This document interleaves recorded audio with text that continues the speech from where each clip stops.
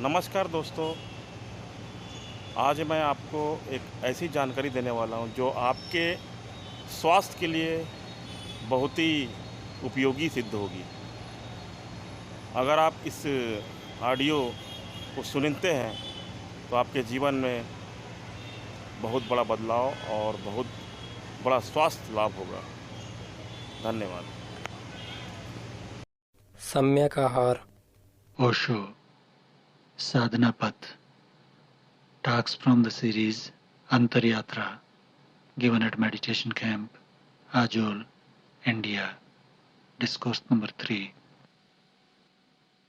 प्रिय आत्मा, मनुष्य का जीवन कैसे आत्म केंद्रित हो, कैसे वो स्वयं का अनुभव कर सके, कैसे आत्म उपलब्धि हो सके, इस दिशा में आज दिन की 2 चर्चाओं में थोड़ी सी बात हुई है। कुछ बातें और पूछी गई हैं, उन्हें समझाने के लिए मैं 3 सूत्रों पर और अभी आपसे बात करूंगा। जो प्रश्न आज की चर्चा से संबंधित नहीं है, उनके कल और परसों आपसे बात करूंगा। जो प्रश्न आज की चर्चा से संबंधित हैं, उन्हें मैं 3 सूत्रों में बांट के आपसे बात करता हूं। पहली बात, मनुष्य स्वनिष्ठ आत्मकेंद्रित या नाभि के केंद्र से जीवन की प्रक्रिया को कैसे शुरू करे। 3 और सूत्र महत्वपूर्ण हैं जिनके माध्यम से नाभि पर सोई हुई ऊर्जा जाग सकती है और नाभि के द्वार से मनुष्य शरीर से भिन्न जो चेतना है उसके अनुभव को उपलब्ध हो सकता है। उनमें 3 सूत्रों को पहले आपसे कहूं, फिर उनकी आपसे बात करूं।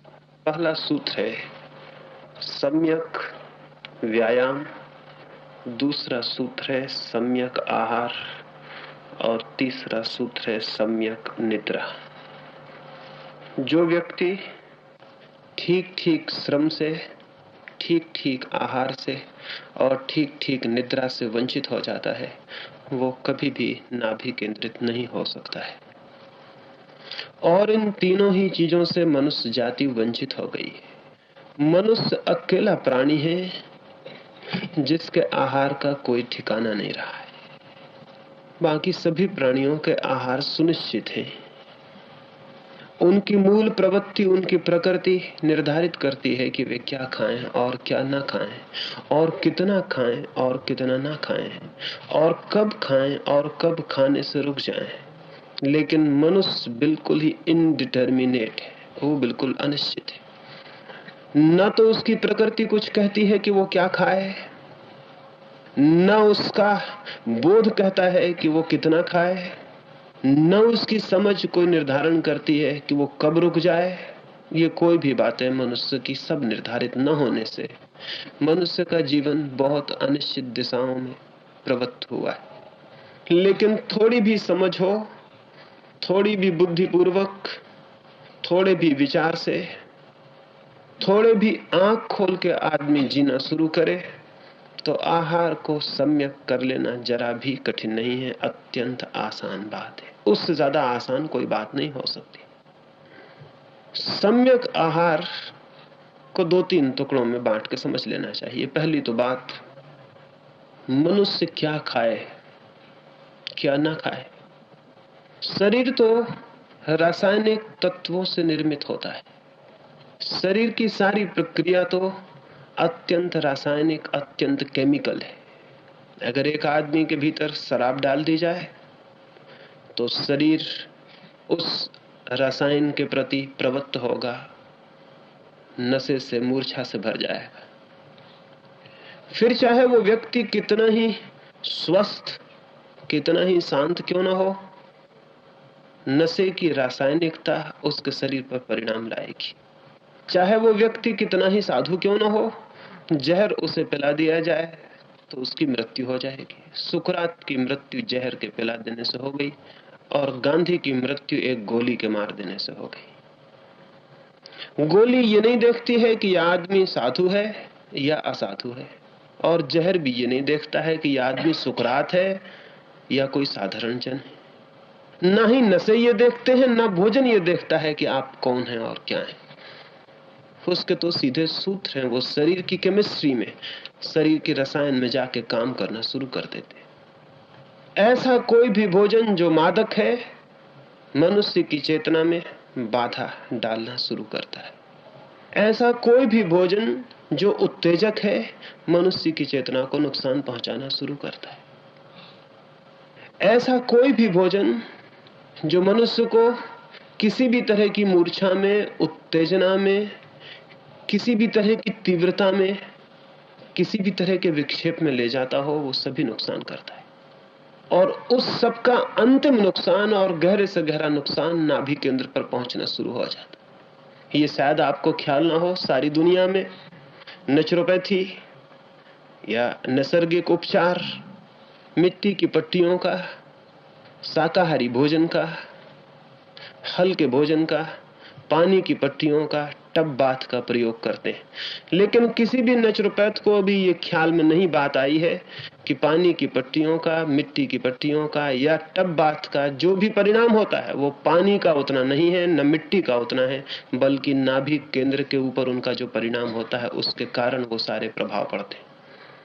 वो प्रभाव न तो मिट्टी के हैं उतने, न पानी के हैं, न टब बाथ के हैं, लेकिन ये सारी चीजें नाभि केंद्र की छिपी हुई ऊर्जा को जिस भांति प्रभावित करती हैं, और वो यदि जागृत हो जाए तो मनुष्य के जीवन में स्वास्थ्य का अवतरण शुरू हो जाता है। लेकिन अभी नेचुरोपैथी को इसका कोई ख्याल नहीं है। वे सोचते हैं कि शायद मिट्टी की पट्टी चढ़ाने से ये फायदा हो रहा है, पानी में बिठाने से ये फायदा हो रहा है, पेट पर कपड़े की गीली पट्टी लगाने से ये फायदा हो रहा है। इसके फायदे हैं, लेकिन मौलिक फायदा तो नाभि केंद्र के सुप्त केंद्रों के जागरण से शुरू होता है। ये जो नाभि केंद्र है, इसके ऊपर अगर अनाचार किया जाए, इस नाभि केंद्र के ऊपर अगर गलत आहार, गलत भोजन किया जाए, तो वो धीरे धीरे केंद्र सुप्त होता है और उसकी ऊर्जा क्षीण होती है। वो धीरे धीरे केंद्र सोता है, अंततः वो करीब करीब सो जाता है, उसका हमें कोई पता ही नहीं चलता कि वो भी कोई केंद्र है। हमें फिर दो ही केंद्रों का पता चलता रहता है, एक तो मस्तिष्क में जहां विचार दौड़ते रहते हैं, और एक थोड़े हृदय में जहां भावनाएं दौड़ती रहती हैं। उसके नीचे हमारे कोई संबंध नहीं रह जाते। जितना हल्का आहार होगा, जितना कम बोझिल आहार होगा, शरीर के ऊपर जो बोझ न लाता हो, उतना ही कीमती और अर्थपूर्ण आपकी अंतर यात्रा प्रारंभ होगी। तो सम्यक आहार का पहला तो ध्यान रखना यह है कि वो उत्तेजक ना हो, मादक ना हो, वो भारी ना हो। ठीक भोजन के बाद आपको बोझिलता और भारीपन अनुभव नहीं होना चाहिए, लेकिन शायद भोजन के बाद हम सभी को भारीपन और बोझिलता अनुभव होती है। तो हम गलत भोजन कर रहे हैं, यह हमें जान लेना चाहिए।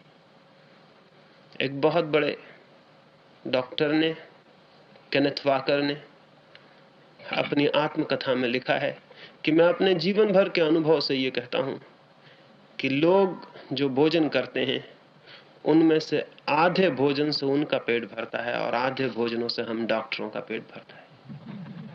अगर वे आधा भोजन करें तो वे बीमार ही नहीं पड़ेंगे और हम डॉक्टरों की कोई जरूरत नहीं रह जाएगी। कुछ लोग इसलिए बीमार रहते हैं कि उन्हें पूरा भोजन नहीं मिलता, और कुछ लोग इसलिए बीमार रहते हैं कि उन्हें ज्यादा भोजन मिल जाता है। कुछ लोग भूख से मरते हैं, कुछ लोग भोजन से मरते हैं, और भोजन से मरने वालों की संख्या भूख से मरने वालों की संख्या से हमेशा ज्यादा रही। भूख से मरने वाले बहुत कम लोग हैं। एक आदमी भूखा भी रहना चाहे तो कम से कम 3 महीने तक उसके मरने की बहुत कम संभावना है। 3 महीने तक तो कोई भी आदमी भूखा रह सकता है, लेकिन एक आदमी अगर 3 महीने तक अति भोजन करे तो कोई हालत में जिंदा नहीं रह सकता। लेकिन ऐसे ऐसे लोग हुए हैं कि जिनका ख्याल ही हमें हैरानी से भर दे। नीरो हुआ एक बहुत बड़ा बादशाह, उसने 2 डॉक्टर लगा रखे थे कि वो भोजन करने के बाद उसे वॉमिट करवा दें, उसे उल्टी करवा दें, ताकि दिन में वो कम से कम 15-20 बार भोजन करने का आनंद ले सके। तो वो खाना खाता, फिर दवा देके उसे उल्टी करवा दी जाती ताकि वो फिर से भोजन का आनंद ले सके। हम भी क्या कर रहे हैं? उसने डॉक्टर घर रख छोड़े थे, वो बादशाह था, हमने पड़ोस में बसा रखे। हम बादशाह नहीं। वो रोज उल्टी करवा लेता था, हम 2-4 महीने में करवाते हैं। लेकिन हम करवाते क्या? हम गलत खा के इकट्ठा कर लेते हैं, फिर डॉक्टर उसको साफ करता है, फिर हम गलत खाना शुरू कर देते हैं। वो होशियार आदमी था, उसने रोज ही व्यवस्था कर ली थी, हम 2-3 महीने में करते। अगर हम भी बादशाह होते तो हम भी ऐसे ही करते। हमारी मजबूरी है, हमारे पास इतनी सुविधा नहीं है तो हम इतना नहीं कर पाते। नीरों पे हमें हंसी आती है, लेकिन हम सब छोटी मोटी मात्रा में नीरों से भिन्न नहीं है। ये जो हमारी असम्यक दृष्टि है भोजन के प्रति, ये भारी पड़ती चली जा रही है, ये बहुत महंगी पड़ती चली जा रही है। और ये उस जगह हमको पहुंचा दी है जहां की हम किसी तरह जिंदा हैं। भोजन हमारा हमें स्वास्थ्य लाता हुआ नहीं मालूम पड़ता, बल्कि भोजन बीमारी लाता हुआ मालूम पड़ता है। और जब भोजन बीमारी लाने लगे तो आश्चर्य की घटना शुरू हो गई। ये वैसे ही है कि सूरज सुबह निकले और अंधकार हो जाए। ये उतनी ही आकस्मिक और आश्चर्यजनक घटना है। लेकिन दुनिया के सारे चिकित्सकों का मत यह है कि आदमी की अधिकतम बीमारियां उसके गलत भोजन की बीमारियां हैं। तो पहली बात, प्रत्येक व्यक्ति को इस संबंध में बहुत बोध और होश से चलना चाहिए। साधक के लिए मैं कह रहा हूं, ये साधक को यह ध्यान में रखना जरूरी है कि वो क्या खाता है, कितना खाता है और उसके परिणाम उसके शरीर पर क्या है। और अगर एक आदमी 2-4 महीने ध्यानपूर्वक प्रयोग करे तो वो अपने योग, अपने शरीर को समता और शांति और स्वास्थ्य देने वाले भोजन की तलाश जरूर कर लेगा। इसमें कोई कठिनाई नहीं है। लेकिन हम ध्यान ही नहीं देते हैं, इसलिए हम कभी तलाश ही नहीं कर पाते, हम कभी खोज ही नहीं पाते। दूसरी बात, भोजन के संबंध में जो हम खाते हैं उससे भी ज्यादा महत्वपूर्ण यह है कि हम उसे किस भाव दशा में खाते हैं। उससे भी ज्यादा महत्वपूर्ण आप क्या खाते हैं यह उतना महत्वपूर्ण नहीं है जितना यह महत्वपूर्ण है कि आप किस भाव दशा में खाते हैं। आप आनंदित खाते हैं या दुखी, उदास और चिंता से भरे हुए खाते हैं। अगर आप चिंता से खा रहे हैं तो श्रेष्ठतम भोजन के परिणाम भी पॉइजनस होंगे, जहरीले होंगे। और अगर आप आनंद से खा रहे हैं तो कई बार संभावना भी है कि जहर भी आप पर पूरे परिणाम न ला पाए, इसकी बहुत संभावना है। आप कैसे खाते हैं, किस चित्त दशा में। रूस में एक बहुत बड़ा मनोवैज्ञानिक था पीछे, पावलोव। उसने जानवरों पर कुछ प्रयोग किए और वो इस नतीजे पे पहुंचा जो बड़े हैरानी का है। वो कुछ कुत्तों पे प्रयोग कर रहा था, कुछ बिल्लियों पे प्रयोग कर रहा था। उसने एक बिल्ली को भोजन दिया और सामने उसके एक्सरे मशीन लगा रखी थी जिससे वो देख रहा था कि उस बिल्ली के पेट में क्या हो रहा है भोजन के बाद। भोजन पेट में गया और भोजन के जाते ही पेट ने उस भोजन को पचाने वाले रस छोड़े, तभी एक कुत्ते को भी खिड़की के भीतर ले आया गया। कुत्ता भौंका, बिल्ली देख के डर गई और एक्सरे की मशीन ने बताया कि उसके रस भीतर छूटने बंद हो गए, पेट बंद हो गया, सिकुड़ गया। फिर कुत्ते को बाहर निकाल दिया गया, लेकिन 6 घंटे तक पेट उसी हालत में पड़ा रहा। फिर भोजन के पचाने की क्रिया शुरू नहीं हुई और 6 घंटे में भोजन सब शांत हो गया। और 6 घंटे के बाद जब रस छूटने शुरू हुए तो वो भोजन सब ठंडा हो चुका था। उस भोजन को पचाना कठिन हो गया था। बिल्ली के मन में चिंता पकड़ गई कुत्ते की मौजूदगी, और पेट ने अपना काम बंद कर दिया। हमारी हालत क्या होगी? हम तो चिंता में ही 24 घंटे जीते। तो हम जो भोजन करते होंगे वो कैसे पच जाता है, ये मिरेकल है, ये बिल्कुल चमत्कार है। ये भगवान कैसे करता है, हमारे बावजूद करता है। हमारी कोई इच्छा उसके पचने की नहीं है। ये कैसे पच जाता है, ये बिल्कुल आश्चर्य ही है। और हम कैसे जिंदा रह लेते हैं, ये भी एक आश्चर्य है। भाव दशा आनंदपूर्ण, प्रसादपूर्ण निश्चित ही होनी चाहिए। लेकिन हमारे घरों में हमारे भोजन की जो टेबल है या हमारा चौका जो है वो सबसे ज्यादा विषादपूर्ण अवस्था में। पत्नी दिन भर प्रतीक्षा करती है कि पति कब घर खाने आ जाए। 24 घंटे का जो भी रोग और बीमारी इकट्ठी हो गई है वो पति की थाली पर ही उसकी निकलती, और उसे पता नहीं कि वो दुश्मन का काम कर रही, उसे पता नहीं वो जहर डाल रही थाली में। और पति भी घबराया हुआ, दिन भर की चिंता से भरा हुआ, थाली पर किसी तरह भोजन को पेट में डाल के हट जाता है। उसे पता नहीं कि एक अत्यंत प्रार्थनापूर्ण कृत्य था जो उसने इतनी जल्दी में किया है और भाग खड़ा हुआ है। ये कोई ऐसा कृत्य नहीं था कि इस जल्दी में किया जाए।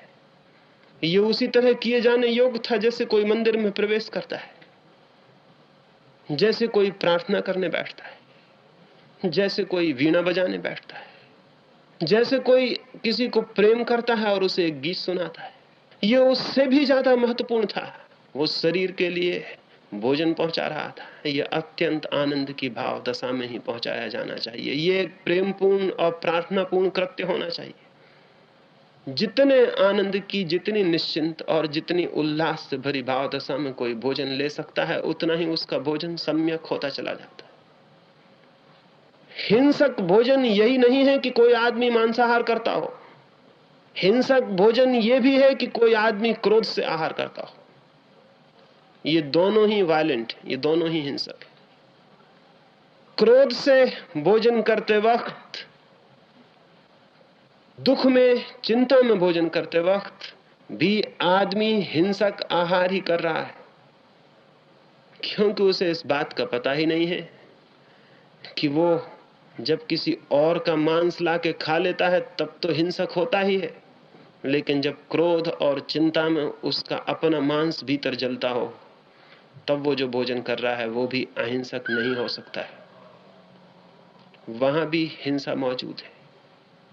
सम्यक आहार का दूसरा हिस्सा है कि आप अत्यंत शांत, अत्यंत आनंदपूर्ण अवस्था में भोजन करें, और अगर ऐसी अवस्था न मिल पाए तो उचित है कि थोड़ी देर भूखे रह जाएं। उस अवस्था की प्रतीक्षा करें। जब मन पूरा तैयार हो तभी भोजन पर उपस्थित होना जरूरी है। कितनी देर मन तैयार नहीं होगा? मन के तैयार होने का अगर ख्याल हो तो एक दिन मन भूखा रहेगा। कितनी देर भूखा रहेगा? मन को तैयार होना पड़ेगा। मन तैयार हो जाता है, लेकिन हमने कभी उसकी फिक्र नहीं की। हमने भोजन डाल लेने को बिल्कुल मैकेनिकल, एक यांत्रिक क्रिया बना रखी है कि शरीर में भोजन डाल देना है और उठ जाना है। वो कोई साइकोलॉजिकल प्रोसेस, वो कोई मानसिक प्रक्रिया नहीं रही है। ये घातक बात है। शरीर के तल पर सम्यक आहार स्वास्थ्यपूर्ण हो, अनुत्तेजनापूर्ण हो, अहिंसक हो, और चित्त के आधार पर आनंदपूर्ण चित्त की दशा हो, प्रसादपूर्ण मन हो, प्रसन्न हो, और आत्मा के तल पर कृतज्ञता का बोध हो, धन्यवाद का भाव हो। ये तीन बातें भोजन को सम्यक बनाती हैं। मुझे भोजन उपलब्ध हुआ है, ये बहुत बड़ी धन्यता है। मुझे एक दिन और जीने को मिला है, ये बहुत बड़ा ग्रेटिट्यूड है। आज सुबह में फिर जीवित उठाया हूं, आज फिर सूरज ने रोशनी की है, आज फिर चांद मुझे देखने को मिलेगा, आज मैं फिर जीवित हूं।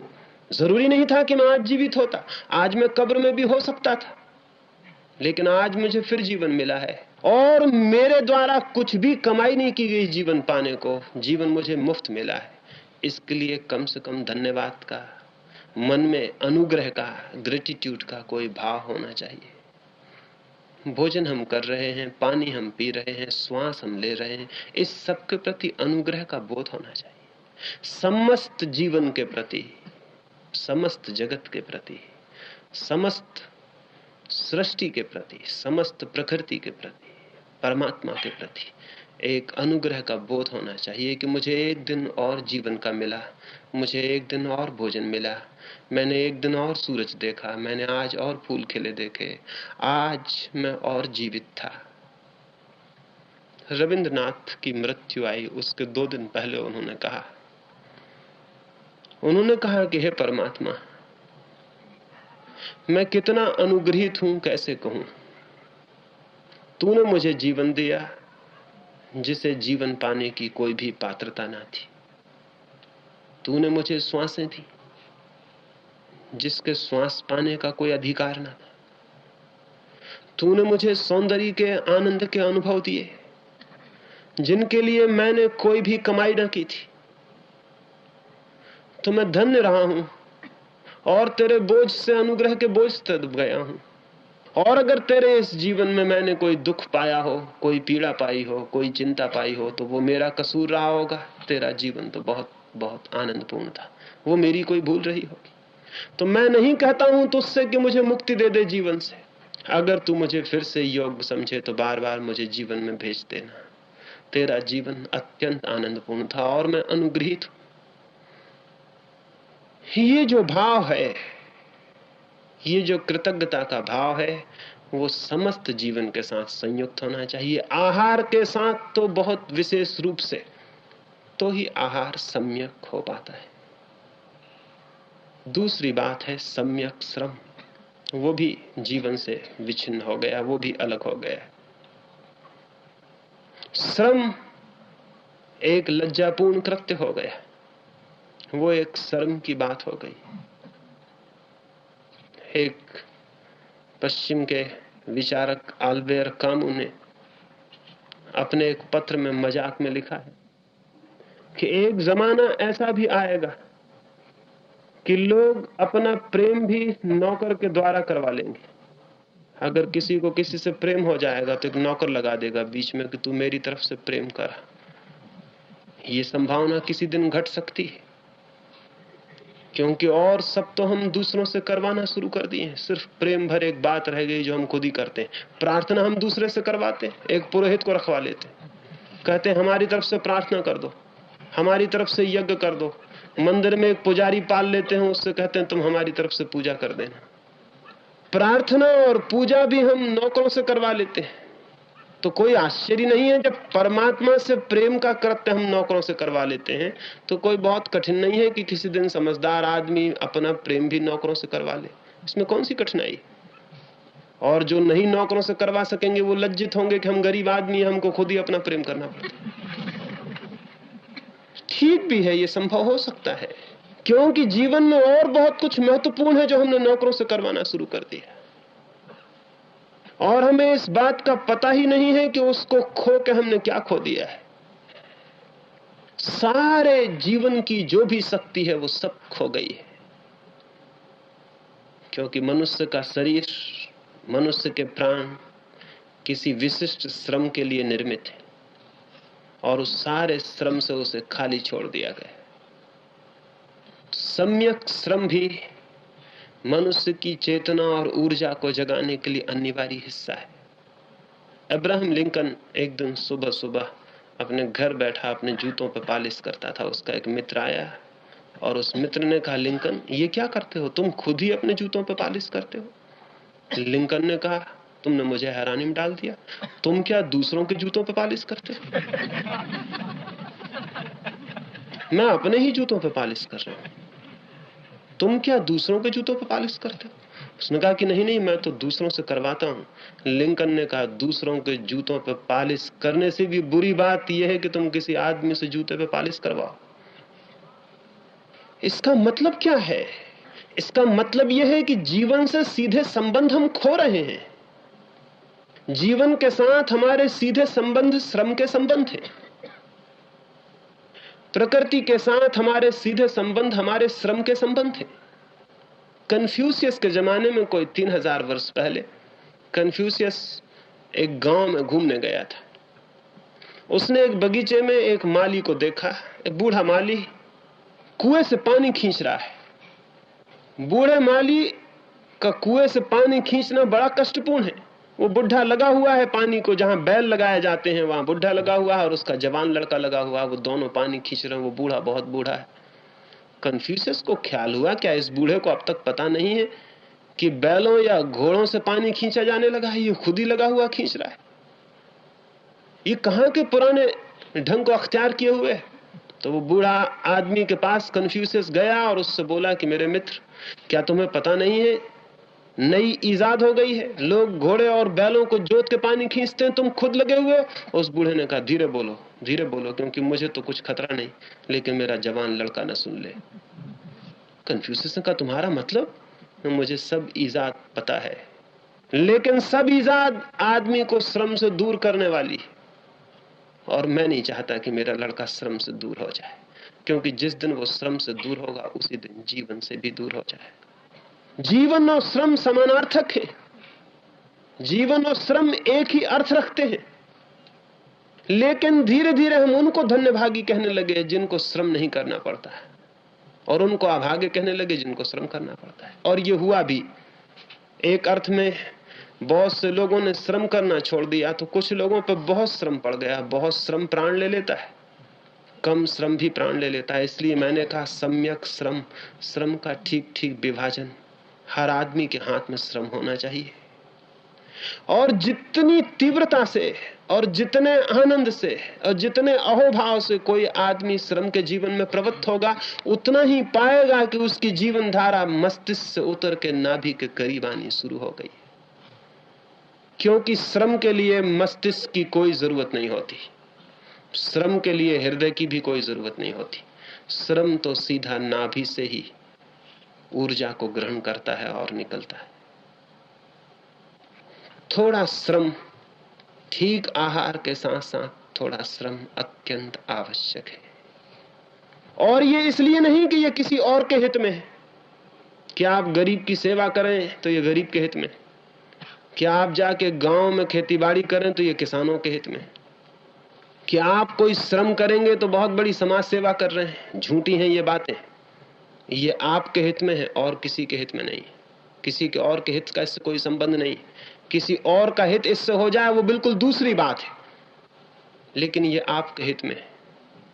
चर्चिल रिटायर हो गया था पीछे, तो मेरे एक मित्र उससे मिलने गए और उसके घर गए। वो अपनी बगिया में उस बुढ़ापे में खोद के कुछ पौधे लगा रहा था। तो मेरे मित्र ने उनसे कुछ राजनीति के प्रश्न पूछे। चर्चिल ने कहा छोड़ो भी, वो बात खत्म हो गई। अगर अब मुझसे कुछ पूछना है तो दो चीजों के बाबत पूछ सकते हो। अगर बाइबल के बाबत कुछ पूछना है तो इधर मैं पढ़ता हूं, और बागवानी के संबंध में पूछना है तो इधर मैं बागवानी करता हूं। बाकी अब राजनीति के संबंध में मुझे कोई मतलब नहीं। हो गई वो दौड़ खत्म। अब मैं श्रम कर रहा हूं और प्रार्थना कर रहा हूं। वे लौट के मुझसे कहने लगे कि मेरी कुछ समझ में नहीं आया कि चर्चिल कैसा आदमी, मैं सोचता था कुछ उत्तर देगा वो। उसने कहा अब मैं श्रम कर रहा हूं और प्रार्थना कर रहा हूं। मैंने उनसे कहा, उसने दो शब्द पुनरुक्त किए, रिपीटिशन किया। श्रम और प्रार्थना एक ही अर्थ रखते हैं, दोनों पर्यायवाची हैं। और जिस दिन श्रम प्रार्थना हो जाता है और जिस दिन प्रार्थना श्रम बन जाती है, उस दिन सम्यक श्रम उपलब्ध होता है। थोड़ा श्रम अत्यंत आवश्यक है, लेकिन श्रम की तरफ ध्यान नहीं गया भारत के सन्यासियों का भी ध्यान, क्योंकि उन्होंने श्रम से अपने हाथ अलग खींच लिए। श्रम करने का उन्हें सवाल नहीं था, वे दूर हट गए। धनपति इसलिए दूर हट गया कि उसके पास धन था, वो श्रम खरीद सकता था। सन्यासी इसलिए दूर हट गए कि उन्हें संसार से कुछ लेना देना न था, उन्हें कुछ पैदा न करना था, पैसा न कमाना था, उन्हें श्रम की जरूरत क्या थी। परिणाम यह हुआ कि समाज के दो आदरणीय वर्ग श्रम से दूर हट गए, तो श्रम जिनके हाथ में रह गया वो धीरे धीरे अनादरणीय हो गए। श्रम का साधक की दृष्टि से कह रहा हूं मैं, अत्यंत बहुमूल्य अर्थ और उपादेयता है। इसलिए नहीं कि उससे आप कुछ पैदा कर लेंगे, बल्कि इसलिए कि जितना आप श्रम में प्रवृत्त होंगे, आपकी चेतना धारा केंद्रीय होने लगेगी, मस्तिष्क से नीचे उतरनी शुरू होगी। उत्पादक ही हो श्रम, यह भी जरूरी नहीं है, अनुत्पादक भी हो सकता है, व्यायाम भी हो सकता है। लेकिन कुछ श्रम शरीर की पूरी स्फूर्ति और प्राणों की पूरी सजगता के लिए और चित्त की पूरी जागृति के लिए अत्यंत आवश्यक है। ये दूसरा हिस्सा है, लेकिन इस हिस्से में भी भूल हो सकती है, जिससे भोजन के हिस्से में भूल होती है। या तो कोई कम भोजन करता है या कोई ज्यादा भोजन कर लेता है।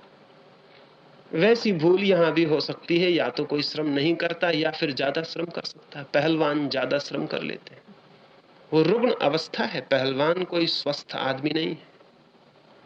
पहलवान शरीर पर अति भार डाल रहा है और शरीर के साथ बलात्कार कर रहा है।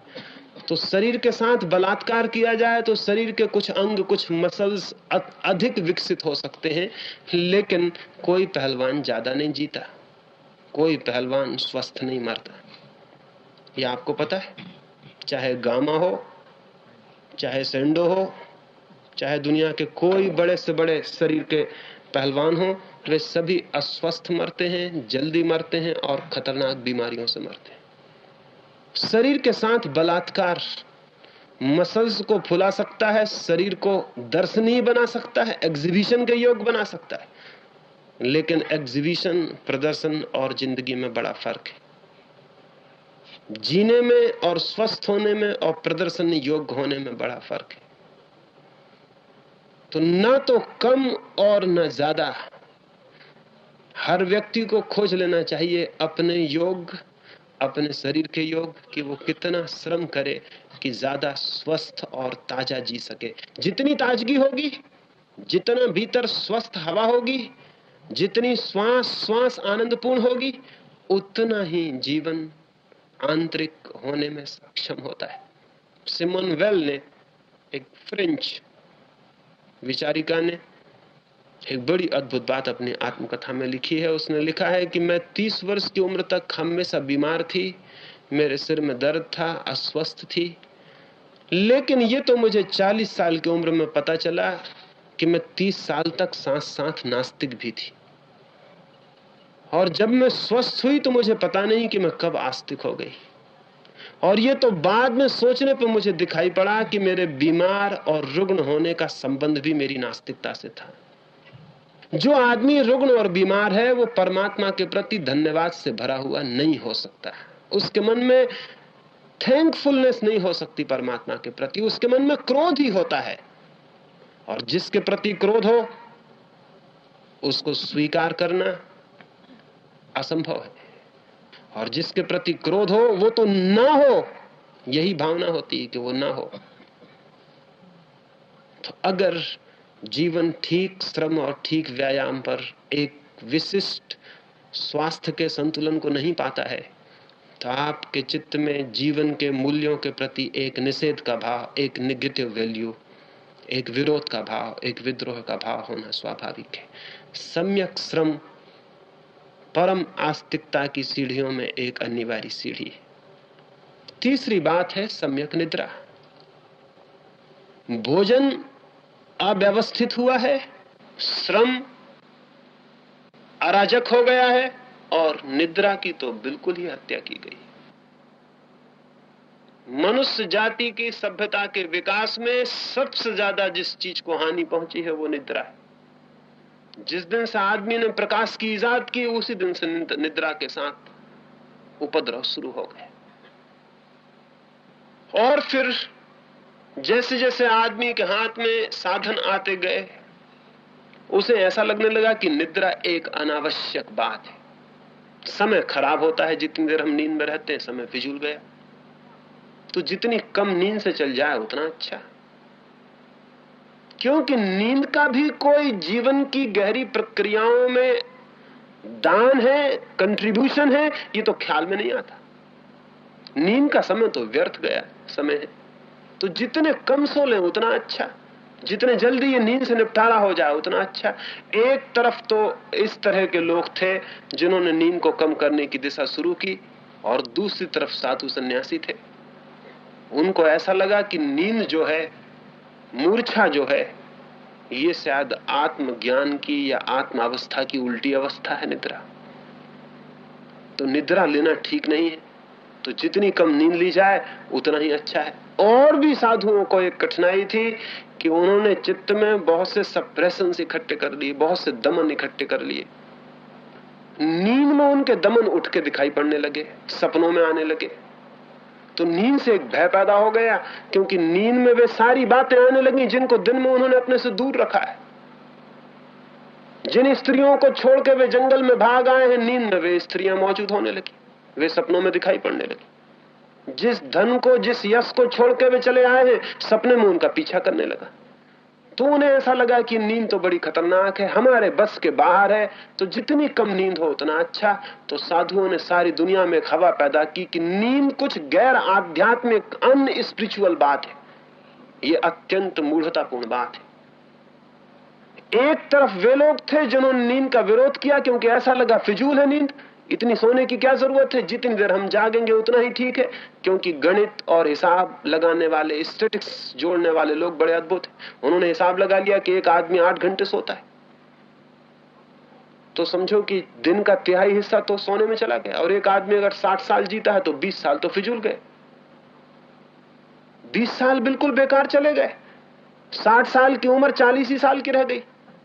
फिर उन्होंने और हिसाब लगा लिया। उन्होंने हिसाब लगा लिया कि एक आदमी कितनी देर में खाना खाता है, कितनी देर में कपड़े पहनता है, कितनी देर में दाढ़ी बनाता है, कितनी देर में स्नान लगाता है, सब हिसाब लगा के उन्होंने बताया कि तो सब जिंदगी बेकार चली जाती।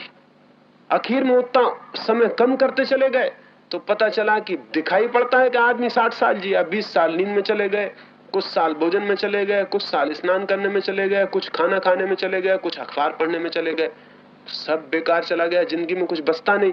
तो उन्होंने एक घबराहट पैदा कर दी कि जितनी जिंदगी बचानी हो उतना इनमें कटौती करो। तो नींद सबसे ज्यादा समय ले लेती है आदमी का, तो इसमें कटौती कर दो। एक उन्होंने कटौती करवाई और सारी दुनिया में एक नींद विरोधी हवा फैला दी। दूसरी तरफ साधु सन्यासियों ने नींद को अनस्पिरिचुअल कह दिया कि गैर आध्यात्मिक। तो कम से कम सो, वही उतना ज्यादा साधु है जो जितना कम सोता है। बिल्कुल ना सो तो परम साधु।